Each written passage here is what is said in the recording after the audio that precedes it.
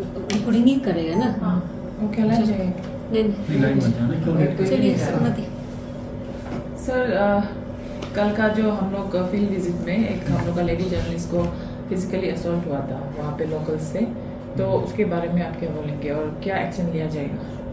Ma'am it is really sad कि media personal Itanagar से आके इतना अच्छा कवरेज कर रहा है and being a lady reporter it's specially difficult ऐसी जगह पर जाके कवरेज करना। तो I really respect that and I am of the opinion कि हम जैसे ही हमारे को कंप्लेंट मिलेगा हम उस पर तुरंत एक्शन लेंगे, जो भी लीगल कार्रवाई बनती है उस पर एक्शन लिया जाएगा।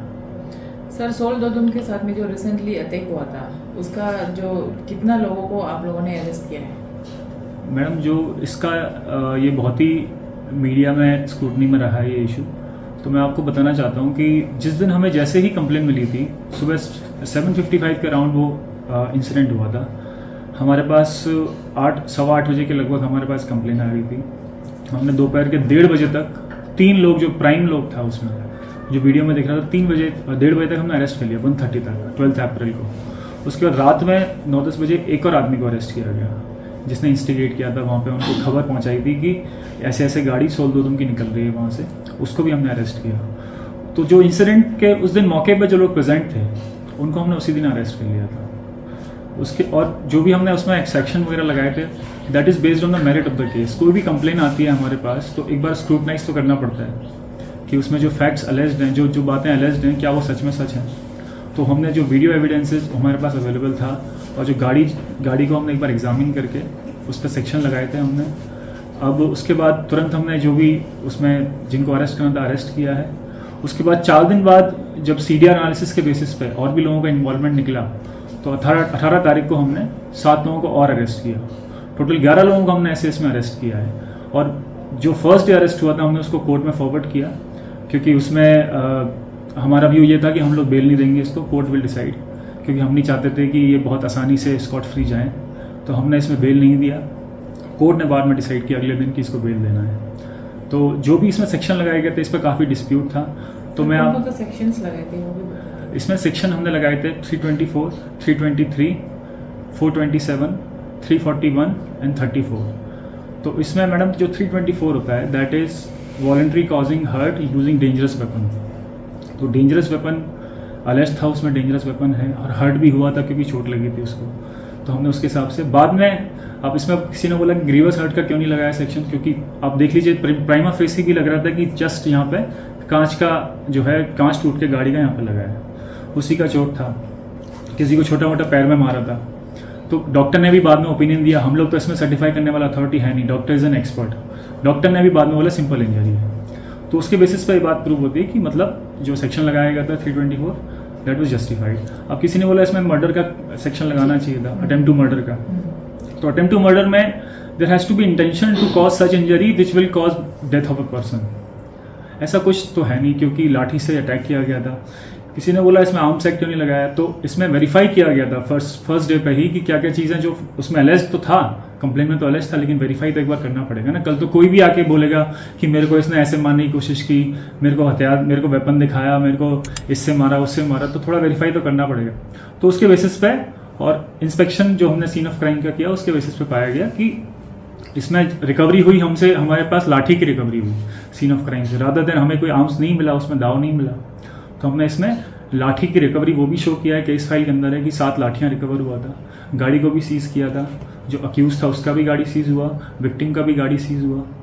तो और विक्टिम का गाड़ी जो था बाद में उसको जिम्मानामा पे छोड़ दिया गया था क्योंकि उसको ठीक करना चाहते थे। Sir any CCTV records and evidence? CCTV record madam ये है सीसीटीवी रिकॉर्ड जो सोल दोदुम और उनकी टीम ने जो रिकॉर्ड किया था उस टाइम पे मौके पे, वो हमारे पास एक फुटेज है। उसके बेसिस पे उसमें जितने भी लोग दिख रहे हैं इंक्लूडिंग द मास्क मैन, जिसको बाद में काफ़ी बार उस पर डिस्प्यूट था कि मास्क मैन को अरेस्ट किया कि नहीं किया पुलिस ने, हमने उसको उसी दिन अरेस्ट कर लिया था। सर पब्लिक का बोलना था कि वो मास्क वाला जो है वो भारत सोना में एग्जीक्यूटिव इंजीनियर। जी नहीं मैडम, ये हमने इसको वेरीफाई करा लिया है, अच्छे से वेरीफाई करा लिया है। काफ़ी बार मैंने पर्सनली खुद ने एग्जामिन किया इस चीज़ को और जो लोग वहाँ पे प्रेजेंट थे हमने उनको अरेस्ट कर लिया है। सर वो भारत सोनम था कि नहीं था? वो आदमी भारत सोनम वहाँ प्रेजेंट नहीं था। तो वहाँ कोई लेकिन मास्क पहन के था? मास्क पहन के था, उसको हमने अरेस्ट कर लिया है। वो जी मंकी सर, के बोल रहा था। मंकी कैप जी सर, जो भारत सोनम को देखा हुआ था वो बोल रहा था कि एसपी घर का सामने में भारत खड़ा हुआ था, तो आपने ट्राई किया कि वहाँ के जो कैमरा है जी मैडम, ये इस चीज़ को हमने सर्टिफाई कर लिया गया है।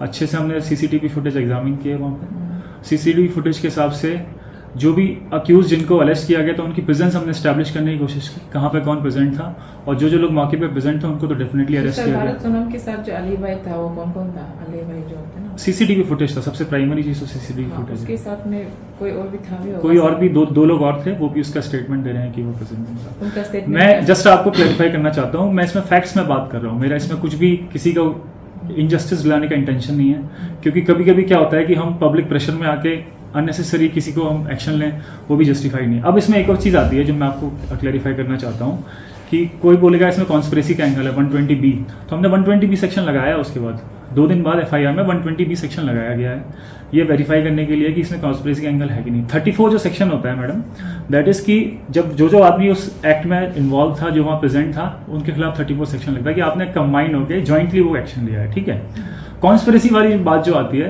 तो कॉन्स्पिरेसी को भी हमने इन्वेस्टिगेट करने की कोशिश की है। कॉन्स्पिरेसी का एंगल अभी तक अंडर इन्वेस्टिगेशन है, अगर उसमें निकलता है आगे तो हम इसको जरूर उसमें एक्शन लेंगे फर्दर। जो भी आदमी इसमें इन्वॉल्व है, अक्यूज कोर्ट ने उनको बेल दिया।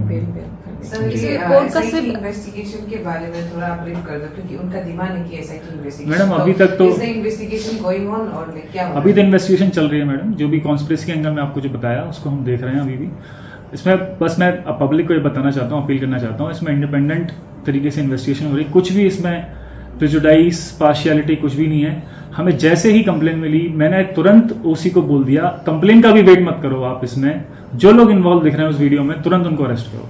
तो लोगों ठीक का है। यही एलिगेशन था कि DC SP भारत सोनम मिला हुआ है, तो बेसिकली आप कहना चाहते हैं कि जो बेल है उसमें पुलिस डिपार्टमेंट का कोई हाथ नहीं है? जी नहीं मैडम, मैं जैसा आपको पहले भी बताया, जो हमने सेक्शन लगाए थे that is based on the gravity of the case, merit of the case, ऐसा, और उसके बाद कोर्ट ने डिसाइड किया कि उनको बेल देना ही नहीं देना। सर लास्टली आपके स्टेटमेंट के हिसाब से कानून ने सेपा SP आपके पुलिस डिपार्टमेंट में अपना काम फुली किया, देन स्टिल लाइक सोल दोदुम का कंडेम के हिसाब से यहाँ के जो डिस्ट्रिक्ट एडमिनिस्ट्रेशन एंड आप लोग का पुलिस टीम डिपार्टमेंट के लैकिंग्स एंड वीकनेस या इग्नोरेंस के उनके कारण अभी तक वो प्रोटेस्ट अपना जारी रखा है सर, तो इस पर आपका तरफ से क्या? प्रोटेस्ट कॉन्स्टिट्यूशनल राइट है, उस पर हम किसी को कुछ नहीं बोल सकते।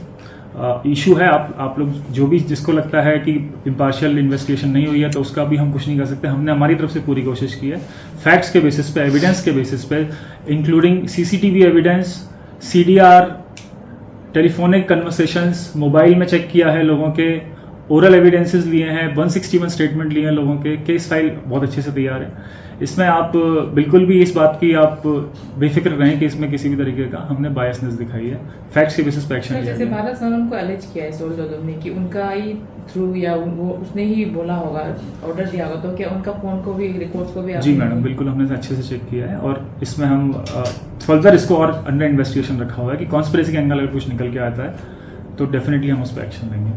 सर, जैसे सोल दोदुम जब यहाँ पे रैली के लिए एप्लीकेशन मेमोरेंडम सबमिट किया था DC को, तो 144 का वो लागू किया गया था, लेकिन कुछ समय देखने को मिल रहा था कि यहाँ पे मास गैदरिंग होके पूरा प्रोटेस्ट किया जा रहा था। सर, क्यों कुछ एक्शन नहीं लिया? उस पर अभी कंप्लेन रिसीव किया हमने, उस पर भी एक्शन लिया जाएगा। सर, जैसे सेपा टाउन में CCTV तो इंस्टॉलेशन बहुत ज़्यादा है, तो सिक्योरिटी पर्पस के लिए तो अभी जैसे बहुत सारे CCTV जो काम नहीं कर रहे, तो आप लोग की तरफ से आप लोग कभी नहीं बोलते कि अथॉरिटीज को कि ठीक जी मैडम, हमने काफ़ी बार कोशिश की है। पिछले मैं जब आई थिंक मेरे टेन्योर से पहले 2019 में या 20 में CCTV लगाए गए थे यहाँ पे, जो कि डैमेज हो गए, उसको रिपेयर करने के लिए भी हम कोशिश कर रहे हैं। दैट्स अ ह्यूज एक्सपेंडिचर, और हम इस पर कोशिश करेंगे डिस्ट्रिक्ट एडमिनिस्ट्रेशन के साथ मिलकर CCTV वापस से लग जाए सेपा टाउन में, लेकिन ये पब्लिक का कॉपरेशन भी इसमें बहुत ज़रूरी है, क्योंकि पब्लिक का असेट है अल्टीमेटली CCTV। सर, पब्लिक अब जब बात किया जाता है तो सबका एलिगेशन ये है कि भारत सोनम को क्यों, मतलब वो लोग समझ में नहीं आ रहा है, तो आपका तरफ से एक एक्सप्लेनेशन दे देने से ठीक है कि भारत सोनम को क्यों अरेस्ट किया नहीं किया? मैं आपको बताया मैडम, इसमें फैक्ट्स के बेसिस पे, एविडेंस के बेसिस पे मैंने एक्शन लिया है, पूरी इन्वेस्टिगेशन प्रॉपरली सुपरवाइज्ड है, वेल डॉक्यूमेंटेड है। अभी तक जो जिसके खिलाफ एविडेंस आया है हमने उसको अरेस्ट किया है। Sir lastly one more adding to that, हमारा मीडिया को है जो है लोग ये कह रहे हैं कि PhD department and mostly SP जो है हमको सोल्ट मीडिया करके they are giving us a take कि मीडिया को ये लोग खरीद के लेके आए। Sir what would you say to the public? Madam मैं तो आपसे आज पहली बार मिला हूँ आप लोगों से, तो मैं तो इसमें कुछ कह नहीं सकता, मेरी तो बात भी नहीं हुई। मैं मे भी 2-3 रिपोर्टर्स को पहले कभी एक आध बार हमने ब्रीफिंग में देखा, बाकी तो मुझे नाम भी नहीं पता, तो इस पर ये सब तो बात बोलने की तो गलती है मेरे सर से। वही पब्लिक लोग ऐसा कह रहे हैं, तो आप क्या बोलना चाहोगे पब्लिक का मैम राइट है, अब जो बोलना है उसको कुछ नहीं बोलेगा। Okay, thank you. Thank you sir. एक और चीज़, लास्ट चीज़ आप सुन रहे हैं तो बढ़िया रहेगा। जी। जो तो मैं पब्लिक से इन दी एंड अपील करना चाहता हूँ कि ऑलरेडी जो भी इश्यूज थे उसको भी अच्छे से, आपने देखा कल पब्लिक मीटिंग भी हुई, ministers, experts, secretaries, PHE department का चीफ इंजीनियर, इतने सारे लोगों ने सब कुछ देखा, अच्छे से समझा और उसके बेसिस पे अश्योरेंस भी दिए गए हैं कि 1 महीने में जो आपका कुची नाला वाला रिजर्वायर है उसको ठीक कर दिया जाएगा। तो मैं पब्लिक से अपील करूँगा कि इसमें अननेसेसरी आप इशू ना बनाएं, शांति बनाए रखें, क्योंकि क्या होगा कि आप अगर कोई और इशू क्रिएट करेंगे बेमतलब में तो हमारा ध्यान उसी पर डाइवर्ट हो जाएगा और हम नहीं चाहता कि किसी भी तरीके से पब्लिक को इनकन्वीनियंस हो पानी को लेकर, क्योंकि पानी बहुत इंपॉर्टेंट चीज़ है, पानी सबके लिए ज़रूरी है। अब मानसून का सीज़न भी आने वाला है, तो मैं नहीं चाहता कि किसी भी तरीके से पब्लिक को इनकन्वीनियंस हो। तो आप लोगों से अपील रहेगी हम लोगों की कि आप आराम से थोड़ा दिन वेट एंड वॉच कीजिए और इस इशू को बेमतलब में मत कीजिए और अननेसेसरी इशू क्रिएट मत कीजिए, क्योंकि जो भी डिमांड्स था पब्लिक का वो ऑलरेडी सुना जा रहा है, उस पर अच्छा खासा एक्शन लिया जा रहा है। तो और उसके अलावा अगर अब से कोई अगर न्यूसेंस क्रिएट करता है तो we have been watching everybody, we have been watching कि कौन कौन न्यूसेंस क्रिएटर्स हैं, कौन कौन प्रोपेगेंडा फैला रहे हैं, कौन कौन जो है फैक्ट्स के बेसिस पे बात ना करके अननेसेसरी जस्ट अपने अजम्पशंस, अपने प्रीकंसीव नोशंस के बेसिस पे गुमराह करने की कोशिश कर रहे हैं। हम उन सबको भी देख रहे हैं। मैं आपको बताना चाहता हूं कि हम कभी भी हम एक्शन लेंगे इसके खिलाफ, जब भी हमें कुछ भी लगेगा कि this is not tolerable, we'll take action. तो I will appeal to the public जो कि जेन्युइनली इस इशू में आप चाहते हैं कि काम हो, तो मैं आप लोगों से रिक्वेस्ट करता हूं कि न्यूसेंस क्रिएटर्स को, प्रोपेगेंडा करने वाले लोगों को आप बिल्कुल सपोर्ट ना करें, भरोसा रखें। आपके सामने एमएलए साहब, मिनिस्टर साहब आपको बोल के गया है तो थोड़ा तो रिस्पेक्ट करना चाहिए उसका, और थोड़ा वेट एंड वॉच कीजिए, देखते हैं आगे किस तरीके से चीज़ होती है। ठीक है।